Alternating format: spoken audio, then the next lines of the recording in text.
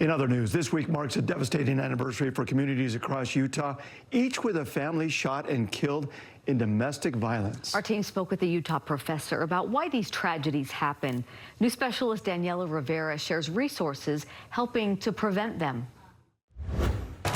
Tragedy after tragedy in Utah, sharing grim anniversaries. She was a sweet girl. 11 years ago today, a Spanish Fork family was killed by their father. We also mourn with you. Tomorrow is 5 years since a mother and 3 siblings in Grantsville were murdered by their brother. I guess it can happen anywhere. And just 1 month since members of a West Valley City family were found dead with gunshot wounds, police say at the hands of their father. It's not too often something like this hits very close to home. A tragedy coming about 2 years after an Enoch man killed his wife, 5 kids, and mother-in-law.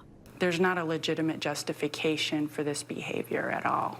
No legitimate reason for these killings, says Professor Sonia Solari, and no indication in her research of why they happen around this time. What her work does show, by far, Firearms were the most lethal. and what motivates these crimes, she says one reason is a desire to kill a partner. And so people can recognize that one. There might be a pattern of domestic abuse. The second, where a family member is suicidal but kills loved ones as well, taking neighbors and friends by surprise. They'll say things like, "This hit us from out of the blue. We had no warning sign that this was going to happen." A tool Solari says can help identify warning signs, a lethality assessment Utah police are required to use in domestic violence cases.